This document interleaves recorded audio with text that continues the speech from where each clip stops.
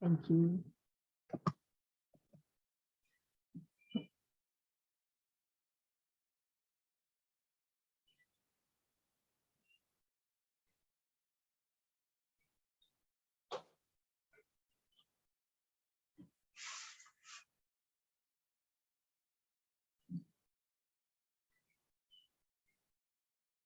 Okay, 6:30. Let's kick off. Well, first of all, Jan, thank you so much for making the time to be here this evening with us and address the questions of some of our supporters that are doing oral submissions to the accessibility bill. I just will start with a Caraquia, actually in Portuguese, and then I do it in English. So, concedei-me, Senhor, a serenidade necessária para aceitar as coisas que não posso modificar, coragem para modificar aquelas que posso, e sabedoria para conhecer a diferença entre elas. So what I just said was, God grant me serenity to accept the things I cannot change, courage to change the things that I can, and wisdom to know the difference. I think this set us for, to believe that together we can actually create the change that we need for this bill. We just have to have the courage to embrace whatever and do whatever it takes. So Jan, again, thank you so much for being here tonight with us. Could you please just give us an overview of what the committee actually will pay attention when people are doing the oral submissions? How we can do like really punchy oral submissions that will really, create impact with the group. Great. Ko Jan Logie tōku inga. E mihi ana ki ngā tōku o nihi o ngā sitoa rangatira e nōpū au. Kia ora koutou.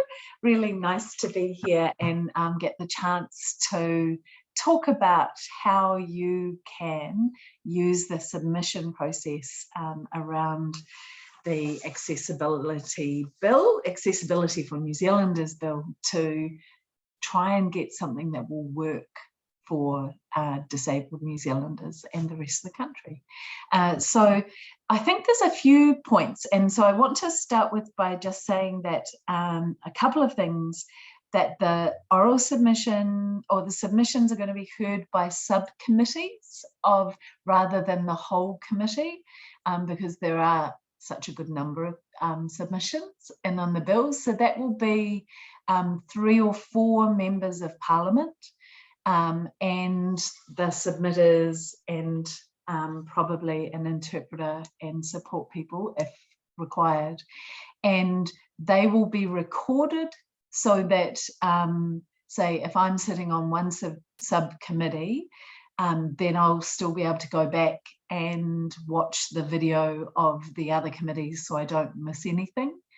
But also it's possible that another member of the Green Party, for example, but other parties as well, who doesn't normally sit on the committee but is interested, may come along and sit in and ask questions. So we don't know yet exactly who will be there. But I know I'm quite keen for us to have somebody on both subcommittees, just so that we can offer you all of our support and nod and smile at you and give that encouragement, because it's like I'm totally sold on how important this is. And it's part of my job, as well as trying to amplify your arguments that you make in your submission, feels to me is to give you the encouragement to know that that you're being heard when you're giving your submission, and that we want to hear you. So that is, I think, one of the other things to remember is that everybody on the committee, like I remember my very first submission to Parliament, and I was so nervous. I just kind of thought MPs, it was like this parliamentary thing, and it was really fancy and it was quite intimidating.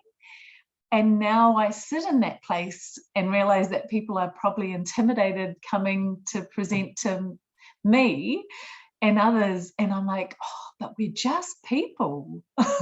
I can see now, and our job is to listen and try and understand your concerns, and so that we can make the best possible law.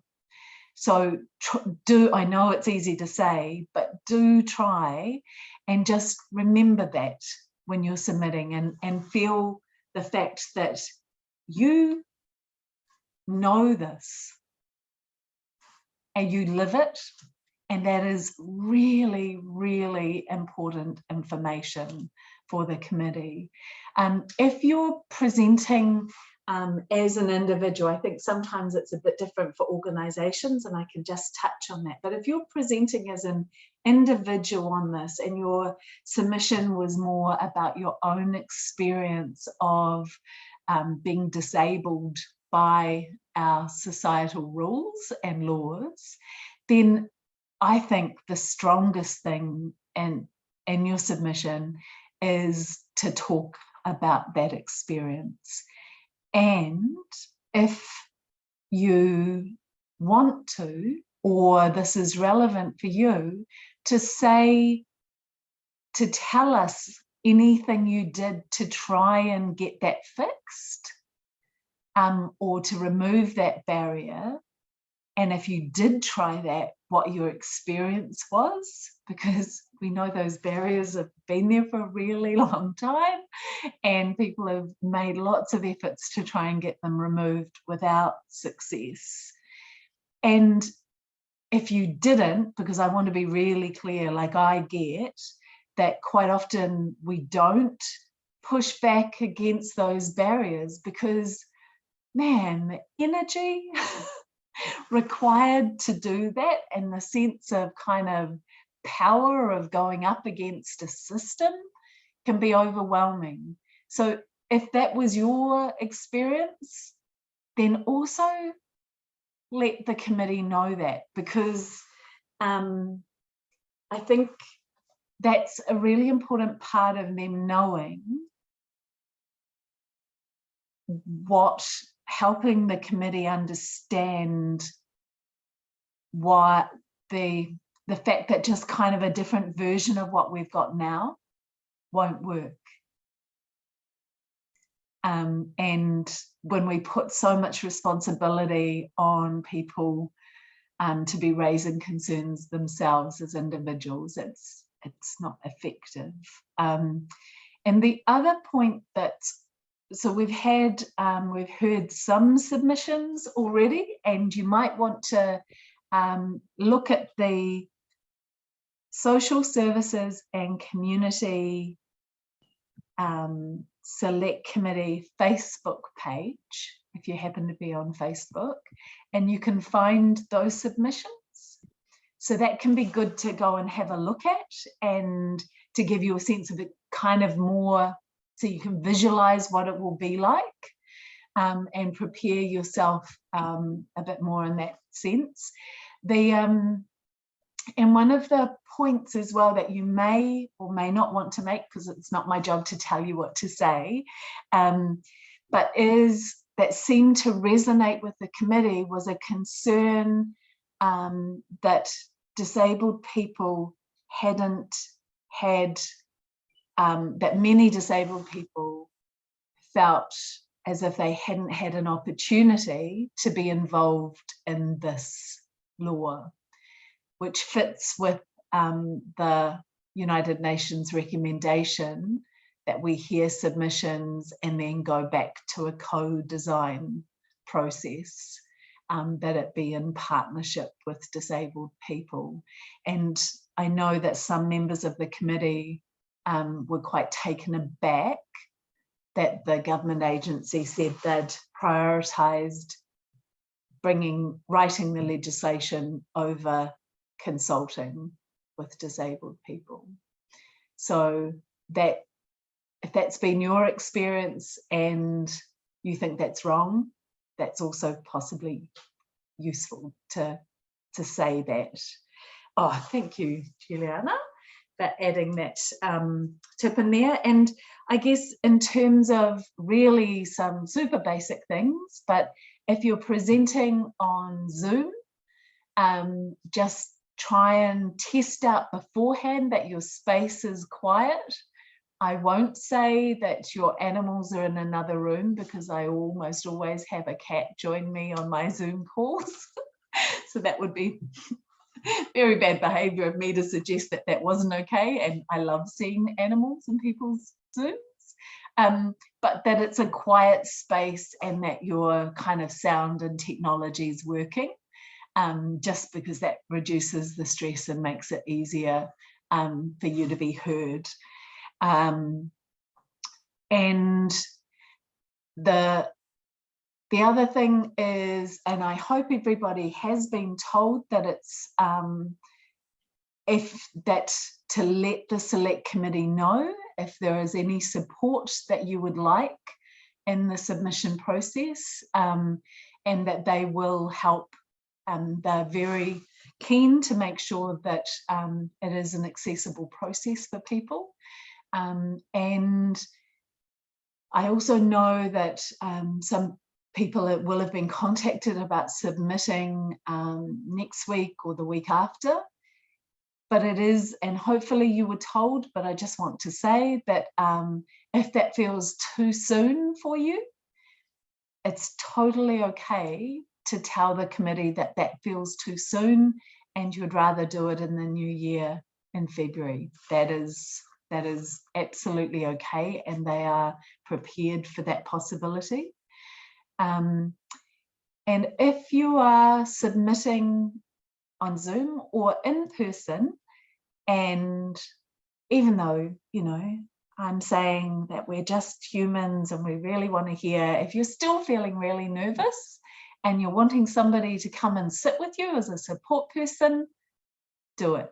That's completely okay, and is encouraged by the committee. Just, you know, your support person can say things if they want, or they can just sit with you and just be that kind of personal reassurance, and the committee's all good with that.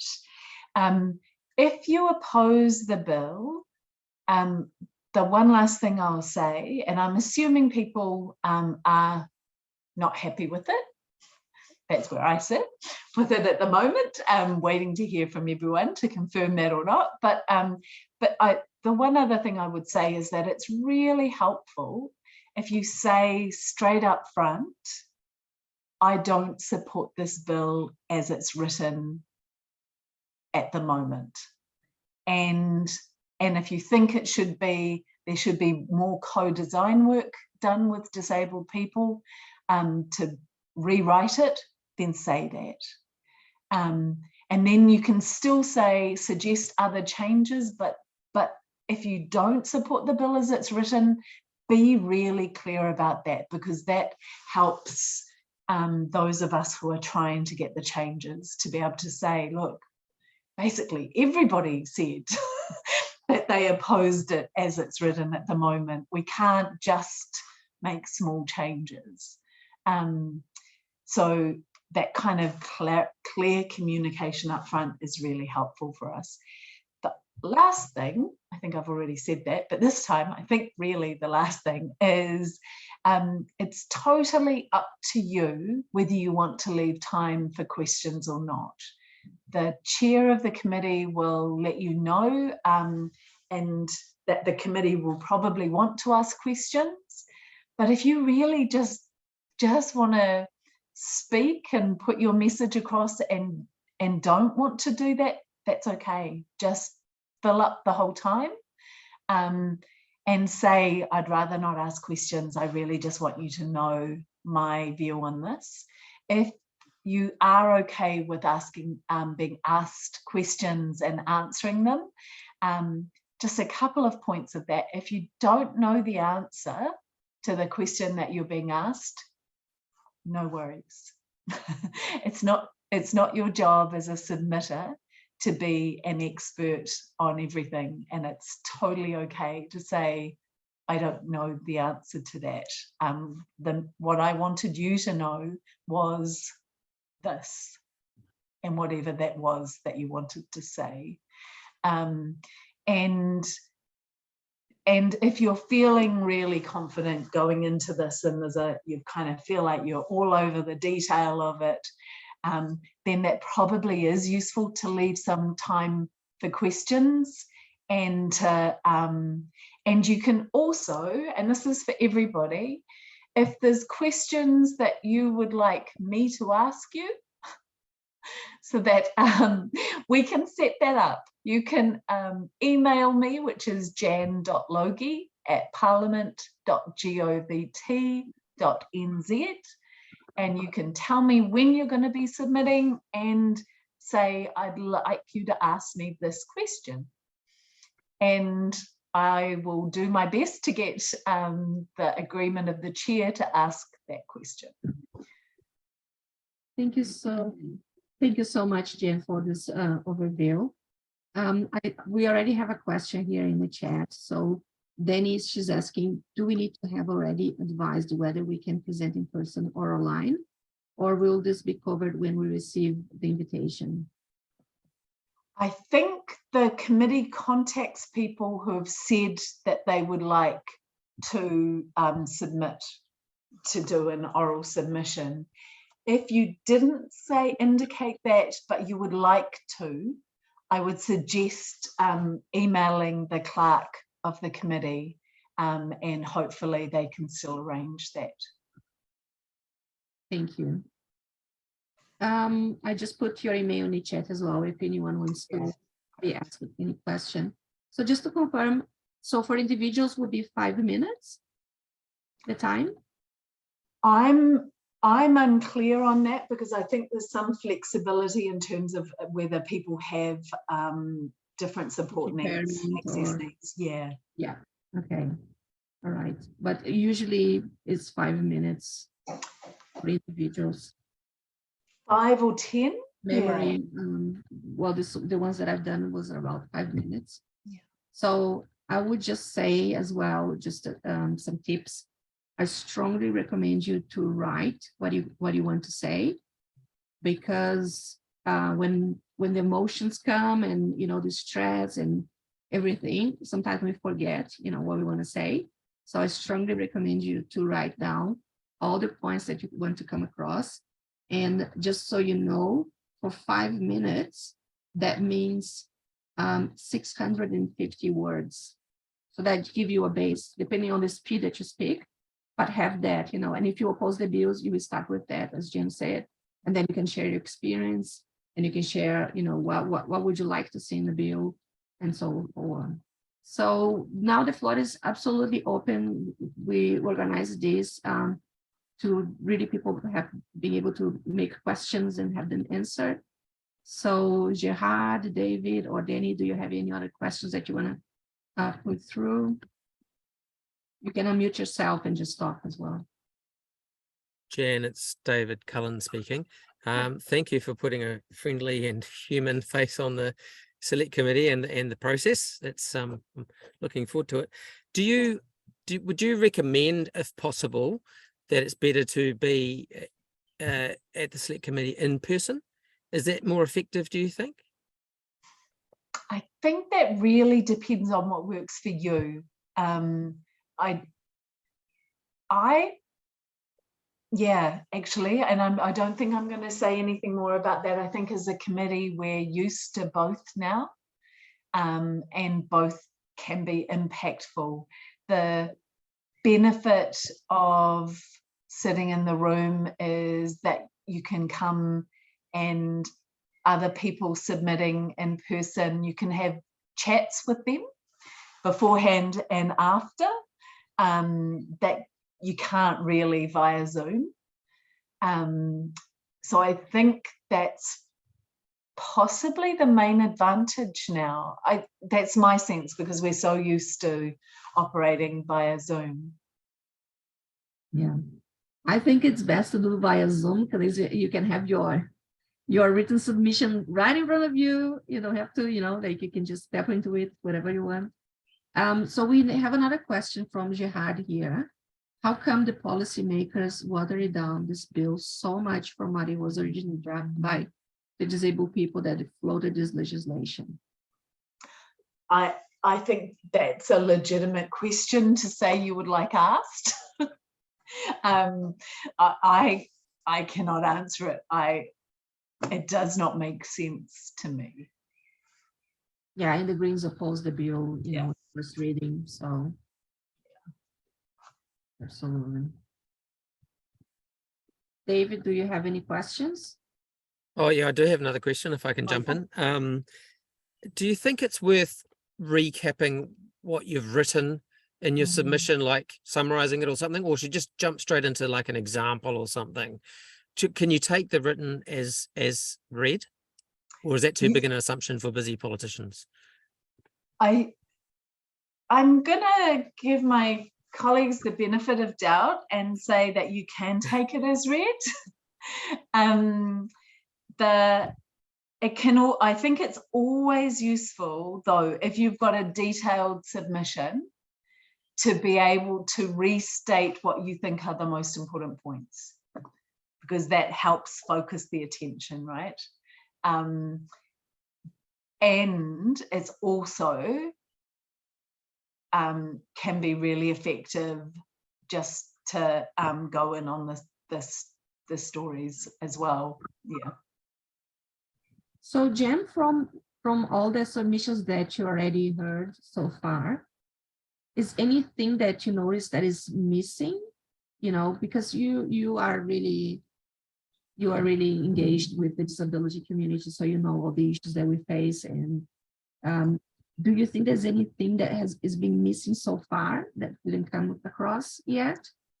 Well, I think we've only heard maybe 4 submissions. I'm not sure. It hasn't been very many. And they've been from my perspective, they were very effective and powerful submissions. And I did think people giving short examples of the range of barriers that they experience that's specific to their disability helps highlight the challenge of picking 5 priorities in a year that may take longer than a year to work through. And, you know, like, how are we going to get any substantive progress for people when that's the pace that's being proposed?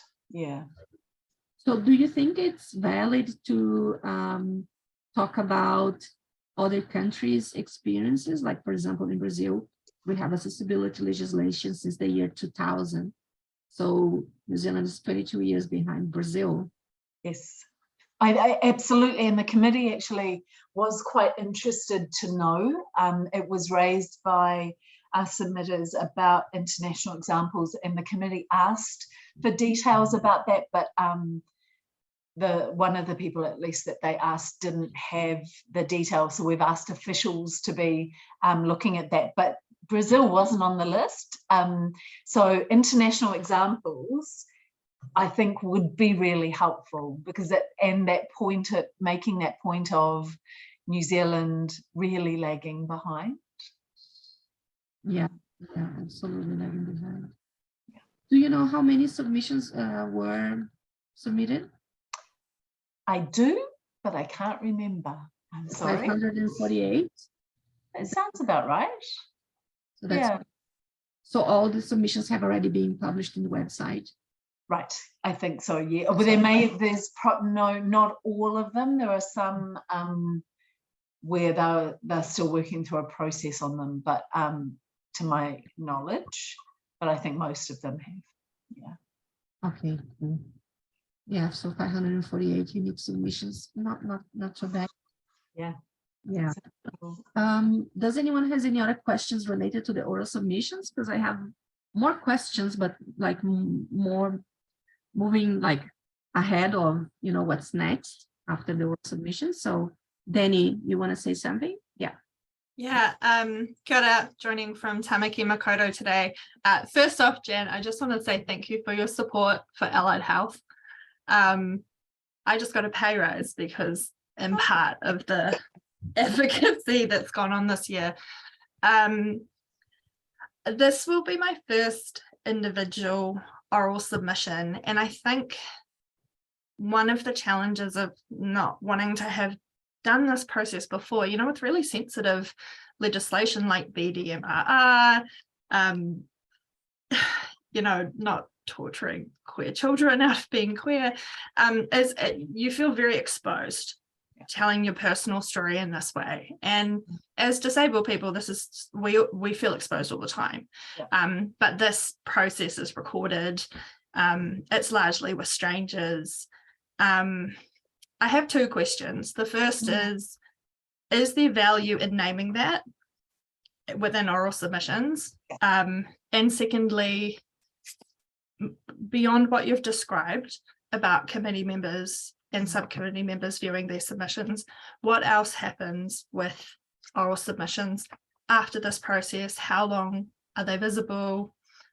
Yeah, I'd love for you to speak to that. Oh, thank you. They're great questions. So I think there's value in naming that, because it also speaks to part of the way our system works at the moment, right? And the fact that this process is again requiring that, whether, you know, there's a degree of choice in it, people will say, but I like whatever. That's, yeah. So I don't think everybody should have to, obviously, but I think if you're feeling that, then that's good to name. The point around what happens with the oral submissions is actually and to be honest, I'm going to have to go back and ask around.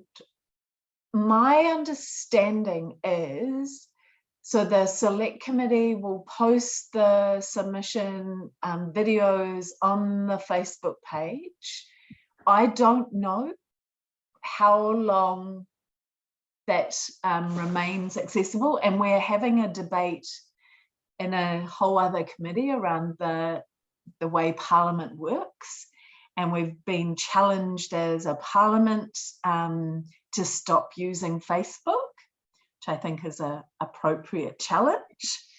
And so, but if I don't know yet, I have no idea whether that's going to be responded to, and what implication that would have for those existing videos. So I will ask about that. But the other thing is what happens with them. So there is another layer beyond us as MPs listening and taking our own notes to use them in the discussion when we're negotiating with each other, and in our speeches. And that is where issues come up that haven't been considered in the analysis from the officials, is that they will respond in writing, usually, to those issues. So it kind of puts things on the agenda for more kind of policy work from the officials. Is that, yeah. Thank you, Jan. So Gerard just put another question in the chat. So why don't the committee members know anything about international legislation?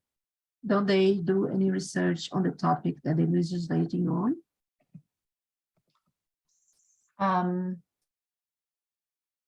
No. Well, we might, like, I'm loosely aware, but I think some of it we ask officials to do that research for us through the process, and so some of it is you do kind of initial research, and that's to what extent is up to each MP and their workload and interest in the topic, but it's not at all unusual to leave kind of some of that more detailed kind of consideration to the select committee process. Yeah. So the officials will do the research and then present that information, like summarized to the committee.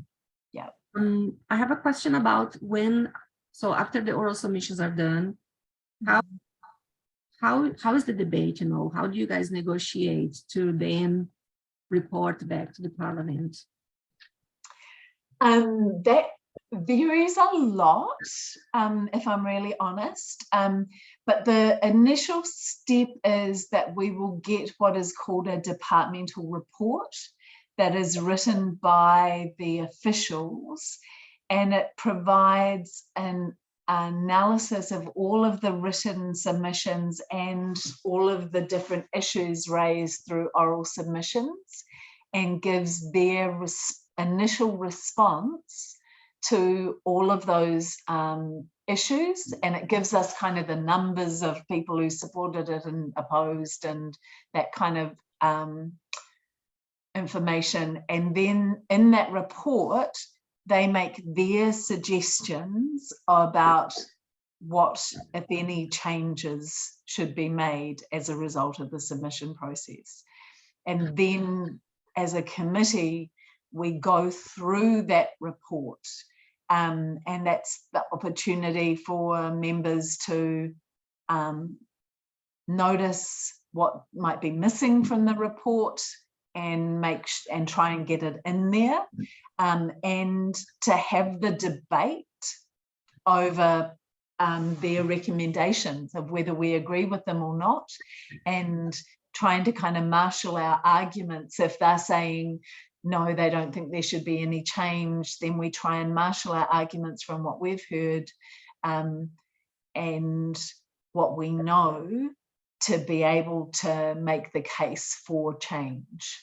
And sometimes that's a very shut down process where, and I'm talking not about Labour, I'm talking about governments in general, their members on the committee sometimes just basically won't listen to anything and just shut things down, and it becomes very clear that really your only chance is to put in a minority view, and which is on that when the bill gets reported back, clearly stating your opposition to where they came to. But other times there's a real negotiation over fine points, and it's trying to find if there's an opening where they're interested in trying to make a change, then it's trying to find where's a point where you could get some movement and something that would work for everybody. Yeah, so and I don't know on this bill yet, because sometimes on some bills that have been really controversial this term, it started off where I'm like, oh, these government members look like they're listening, this is interesting, but then it became very shut down. So you can't really tell. But that's a high risk because that's a government bill that, you know, was the government that put forward this weak bill. So there's a likelihood that those Labour members in the committee will back up the bill as it is. Or do you think they might have some flexibility and finally listen to what people with disabilities are asking? I think if there's a very strong call from disabled people, then at the very least, the Labour members on the committee will be going back to the minister and other ministers and conveying that and saying that they think it's a risk.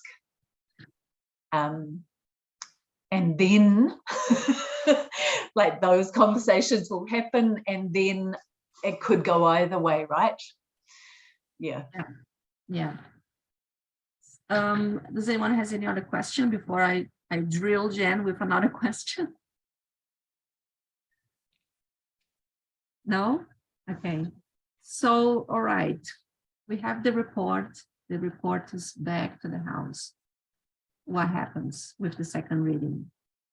What could be, you know, depending on, let's say, best scenario, report says, look, this bill needs to be rewritten as the United Nations recommendations suggested. Yeah. What happens next? So in the best case scenario, and I'm just trying to work that out actually in my head. I think there's two possible options that would fit in under the best case scenario. So one of them is for the, I think, but I'm not 100% sure on this and I'd have to check it, is for the committee to seek an extension for their work, for that work to be done, so that the bill would remain open until that co-design work happens, and that would fundamentally alter the bill before it was then sent back to the House. And that may even be in the next parliamentary term, that there be that kind of delay. The risk of that in that kind of time frame is that it's up to every parliament to choose to pick up the work of the previous parliament or not. But that I have seen in a far more constrained way. It was on a local government related issue where the officials were sent to work with local government New Zealand and I think some other stakeholders to try and resolve the issues that had been raised. And then they brought that back to the select committee, and the bill stayed open until that had happened. So that's one option, as I understand it. And the other option would be that the select committee reports the bill back and with a recommendation that it not proceed, and then that the votes go that way. And if that's what the select committee recommends, then, and that would, you would hope that that's because the government had agreed to that co-design process to develop a fresh piece of legislation. Yeah. That would be, okay, very interesting. Yeah, and then the worst case scenario, or, you know, is that actually it's reported back with no changes. That would be the worst, or minor changes, and then we are just in the situation of debating that and trying to make changes in the committee stages, which, if the government's holding on their line, would not be able to be anything substantive. Yeah. Mm-hmm. What kind of, back to oral submissions, what kind of questions do you think the committee might ask so people can get like prepared for? Yeah. So let me have a, see if I remember from last week or the other week. The questions were around international examples. They may not ask that of everybody. About whether people were consulted in the development of the bill, whether one of the points I've asked is whether people might worry that setting up a separate committee to consider these issues, and so few issues at one time, might actually slow progress down. If government agencies decide, oh, we better stop working on the WEAG recommendations, as one example, that relate to disabled people, and refer it to this committee, that would actually could, and whether people were worried that it might slow progress down, because I'm worried about that.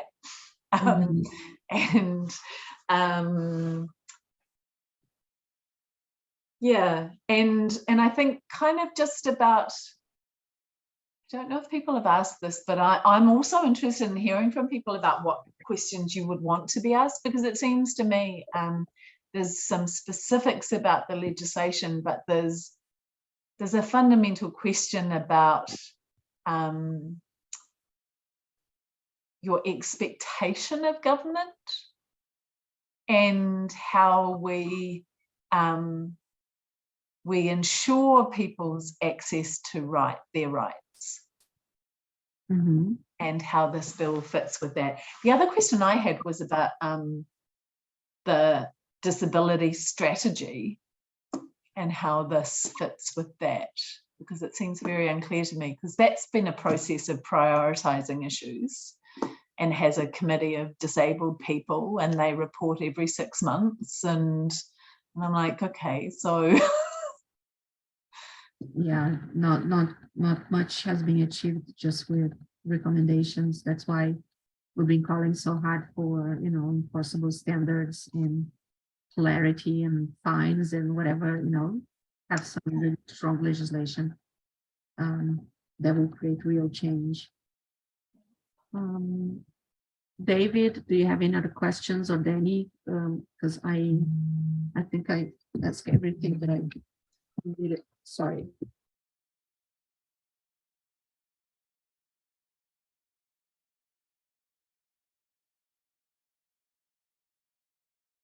I think a lot of my curiosity stems from, I guess, what I want to and not want to say in reference to my experience with work. Obviously, the last thing you want to do is make your employer look terrible on something that has your name on it. And my employer is the state. But yeah, and there's lots of, like, my biggest challenge area, unlike lots of other people, is, you know, it's not been housing, it's not been transport, it's work, because it's attitudinal barriers that are the biggest issue for me with an invisible disability. Yeah, so I guess I'd be curious to hear how you've seen people navigate that space well. So there's a couple of things. So one, it's possible to request to give, and I don't know if you're to give your submission in private, so that it wouldn't be on the video. So therefore it would protect you from that risk in terms of your employer. And so that definitely sounds like that might be a good idea to explore with the clerk of the committee. The other thing is to speak, I guess, is to try and the other option, if you want it to be a public submission, is to try and speak in the generalities of, while being employed over the years, I've had these experiences. So not making it specific to an employer. Yeah. And that for people also, because I think quite often, and I'm not thinking just employers, and particularly if it's the state, this isn't such an issue, but if people give examples of their real life and use people's names or the names of smaller organizations, the chances are the committee will come back, or the clerk will come back to you to see if you can remove those specifics, because it would prompt a natural justice process for them to have the ability to respond, which is probably not what anybody wants. Yeah. Yeah, absolutely. Okay. Any final special advice for those who will be doing oral submissions now on the 5th and the 12th of December, but also in February? I'd hope, I want to just restate how important your voices are. Like, in terms of making good law, we need to hear from people who are impacted by the laws. And this is, well, I think the draft is really super disappointing. This is a real opportunity to speak up for real change, which we've all been waiting for a very long time. So try and do whatever you can to feel your power, because it matters. Thank you, Jen. I actually, as you were speaking, one final question, please. With the United Nations recommendations in New Zealand being, having signed the UN CRPD, how much weight that has in terms of influencing, the legislation and the process, and because New Zealand is pretty much breaching, international agreements by default creating systemic discrimination, because lack of accessibility equals discrimination, so yeah, how much weight that does it has within the domestic? The answer to that is I don't know. And I will be really interested to see. I think there's more likely to have an impact if you are specific about the process of this creates a new breach. Because what I've seen, and I'm sure what all of you have seen, is that there's a general approach across government to the progressive realisation of rights, which is in the convention, to interpret that as, well, we'll do it in our own time. and there's very poor understanding of what that is actually meant to mean. So the sense of a new breach or breach in process, I think, and the specific recommendations of the committee, calling for co-design and to listen and go back to the drawing board, I think hopefully is harder to ignore.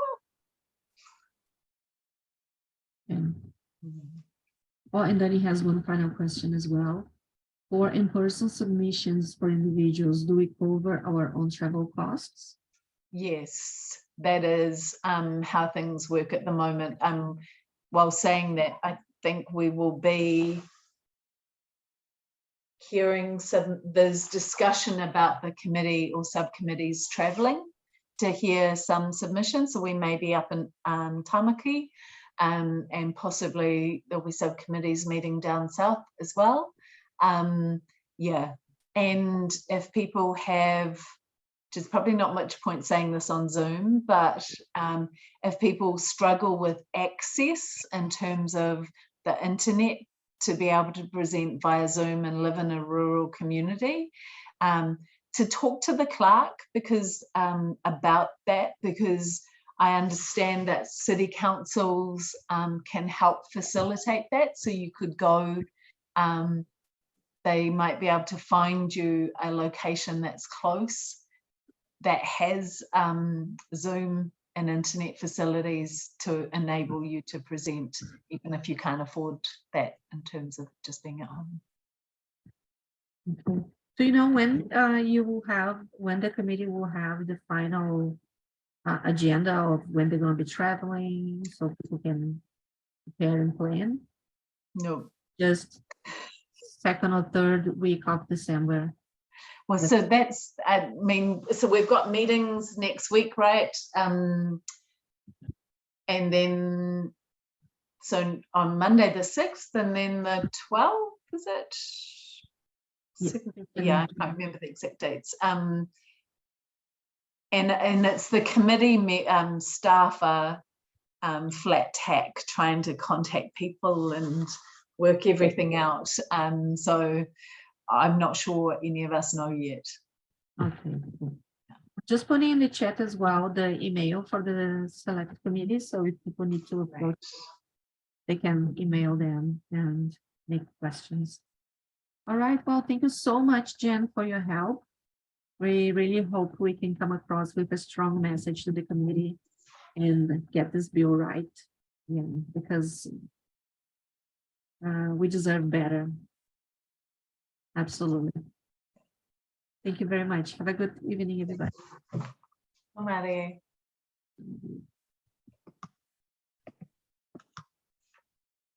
Ooh. recorded for our people.